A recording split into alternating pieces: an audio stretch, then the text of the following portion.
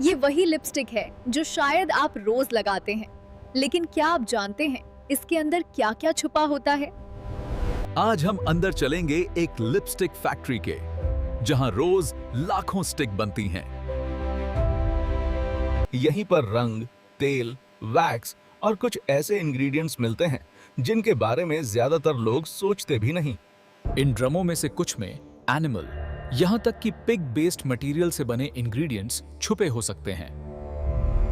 आज हम देखेंगे पिग फैट से निकले केमिकल्स कैसे आखिरकार आपकी पसंदीदा लिपस्टिक का हिस्सा बन जाते हैं। लिपस्टिक आज सिर्फ मेकअप नहीं, एक रोज का कॉन्फिडेंस बूस्टर बन चुकी है। हर शेड के पीछे एक केयरफुली डिजाइन्ड फॉर्मूला होता है, जहां हर इंग्रेडिएंट की अपनी रोल होती है। लेकिन इन फॉर्मूलाज में कभी-कभी पिग बेस्ड फैटी एसिड्स और ग्लिसरीन जैसे इंग्रेडिएंट्स भी शामिल होते हैं। पिग की चर्बी से शुरू होकर केमिकल प्रोसेसिंग के बाद ये चीजें पहचान में ही नहीं आती। इस वीडियो में हम पूरा सफर स्टेप बाय स्टेप देखेंगे।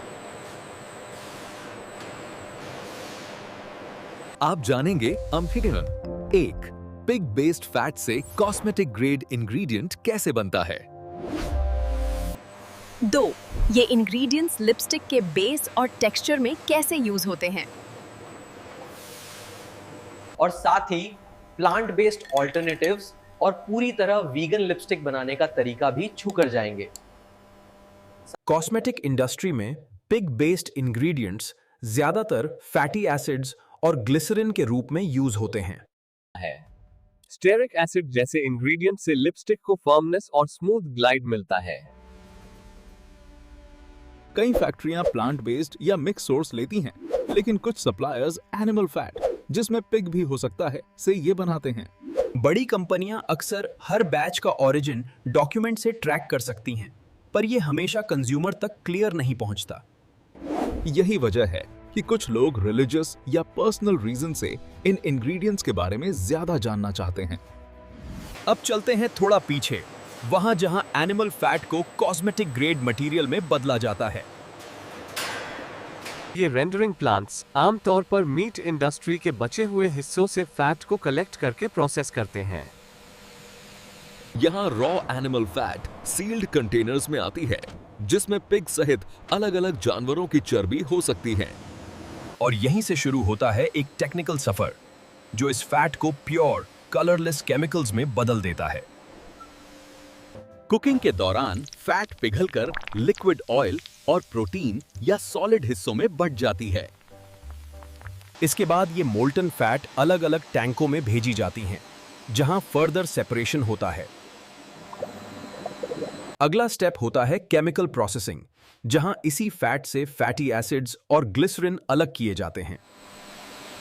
एक प्रोसेस जिसे हाइड्रोलिसिस कहते हैं, उसमें फैट के अंदर बंधा ग्लिसरीन और फैटी एसिड अलग-अलग किए जाते हैं। आखिर में दो मेन चीजें मिलती हैं, क्ली, ग्लिसरीन और अलग अलग चेन लेंथ के फैटी एसिड्स। फैटी एसिड्स को और रिफाइन करने के लिए टॉल डिस्टिलेशन कॉलम्स यूज होते हैं। यहां टेम्परेचर कंट्रोल से लाइट और हेवी फैटी एसिड्स अलग अलग लेवल्स पर कलेक्ट किए जाते हैं। यहीं से निकलते हैं स्टेरिक एसिड जैसे कॉम्पाउंड्स, जो बाद में लिपस्टिक जैसी चीजों में जाते हैं। कॉस्मेटिक ग्रेड मटेरियल के लिए इंटरनेशनल स्टैंडर्ड्स फॉलो किए जाते हैं, ताकि स्किन कांटेक्ट सेफ रहे। इनमें से कुछ कंसाइनमेंट्स बाद में लिपस्टिक बनाने वाली फैक्ट्रीज तक पहुंचते हैं। सोर्स की पूरी डिटेल अक्सर कंपनी और सप्लायर तक लिमिटेड रहती है, पब्लिक पैक पर हमेशा साफ नहीं लिखी जाती। अब देखते हैं कि ये रिफाइंड पिग बेस्ड या mixed origin ingredients lipstick factory के अंदर कैसे यूज होते हैं। यहीं से शुरू होती है हमारी मेन जर्नी, ये फेम लिपस्टिक प्रोडक्शन लाइन के भीतर। सबसे पहले रॉ मटेरियल्स को केयरफुली रिसीव और रिकॉर्ड किया जाता है। पहले इन मटेरियल्स को सीधे प्रोडक्शन में नहीं ले जाते, उन्हें क्वारंटीन एरिया में रखा जाता है।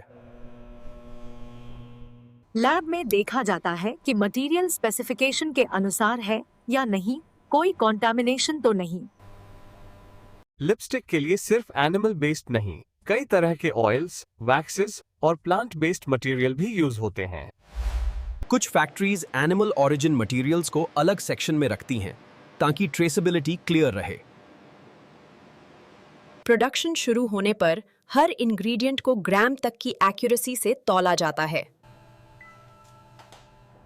फिर ये सारे इंग्रेडिएंट्स एक एक करके बैचिंग ट्रॉली पर अरेंज किए जाते हैं। अब ये सारे रॉ इंग्रेडिएंट्स चल पड़ते हैं मेन मिक्सिंग हॉल की ओर। यहीं पर तेल, वैक्स और pig derived fatty acids melt होकर एक स्मूथ बेस बनाते हैं। इस पूरे एरिया में हाइजीन और वर्कर सेफ्टी का कड़ा ध्यान रखा जाता है, क्योंकि ये प्रोडक्ट सीधे आपकी स्किन और होठों से टच होने वाला है। लिपस्टिक बनाने की कोर जगह है ये मेल्टिंग केटल, जहां इसका दिल यानी बेस तैयार होता है। सबसे पहले केटल को तय टेम्परेचर तक हीट किया जाता है ताकि वैक्स और फैट्स मेल्ट हो सकें। सबसे पहले डाली जाती हैं अलग अलग वैक्सेस जो लिपस्टिक को शेप और हार्डनेस देती हैं। कई फॉर्मूलाज में बीज वैक्स या प्लांट वैक्स यूज होता है, तो कुछ में सिंथेटिक वैक्सेस भी। हीट और मिक्सिंग से ये सख्त ब्लॉक्स एक स्मूथ लिक्विड में बदलने लगते हैं। फिर ब्लेंड किए जाते हैं तेल, चैनल जैसे कैस्टर ऑयल, मिनरल ऑयल या प्लांट ऑयल्स जो लिप्स पर ग्लाइड में मदद करते हैं। अब बारी आती है पिग फैट से निकले फैटी एसिड्स की, जो इस मिक्स को सही कंसिस्टेंसी और स्टेबिलिटी देते हैं। ये फ्लेक्स पूरी तरह मेल्ट होकर मिक्स में होमोजेनसली घुल जाते हैं, पहचान के सारे निशान खो देते हैं। केमिकल लेवल पर ये वही स्टेरिक एसिड है जो प्लांट ऑयल से भी मिल सकता है, फर्क सिर्फ सोर्स का है। कुछ फैक्ट्रियां इंटरनल रिकॉर्ड्स में क्लियर लिखती हैं कि एनिमल ओरिजिन मटेरियल यूज हुआ। कई जगह उन्हीं मशीन्स पर अलग से कंप्लीटली वीगन या प्लांट बेस्ड बैचेस भी तैयार किए जाते हैं। ऐसी जगहों पर बैच चेंज से पहले डीप क्लीनिंग सिस्टम्स लगाते हैं ताकि क्रॉस कॉन्टेमिनेशन कम से कम हो। कुछ देर बाद वैक्स, ऑयल्स और फैटी एसिड्स मिलकर एक चिकना चमकदार लिपस्टिक बेस बना लेते हैं। लैब में देखा जाता है कि ठंडा होने पर ये बेस ना ज्यादा सख्त हो ना बहुत सॉफ्ट। जब बेस अप्रूव हो जाए तभी इसमें रंग और बाकी एडिटिव्स की एंट्री होती है। अब आते हैं पिगमेंट स्क्रीन, वही रंग जो आपकी लिपस्टिक का एक्चुअल शेड बनाते हैं। पिगमेंट को अक्सर पहले एक अलग ऑयल में घोलकर पेस्ट बनाया जाता है ताकि बाद में लम्प्स न रहें। फिर ये रंगीन पेस्ट उसी बेस में ऐड होता है जिसमें पिग डिराइव्ड या प्लांट डिराइव्ड फैटी एसिड्स पहले से घुले हैं। जैसे जैसे मिक्सिंग तेज होती है, पूरा बेस एक यूनिफॉर्म रंग में बदल जाता है। कई फैक्ट्रीज इस मिक्स को ट्रिपल रोल मिल से भी गुजारती हैं ताकि कोई भी पिगमेंट पार्टिकल महसूस न हो। रिजल्ट होता है एक सुपर स्मूथ रंगीन मैस जो लिप्स पर बटरी फील देता है। अब ये मिक्सचर सिर्फ रंगीन लिक्विड नहीं बल्कि पूरी तरह तैयार लिपस्टिक मास है।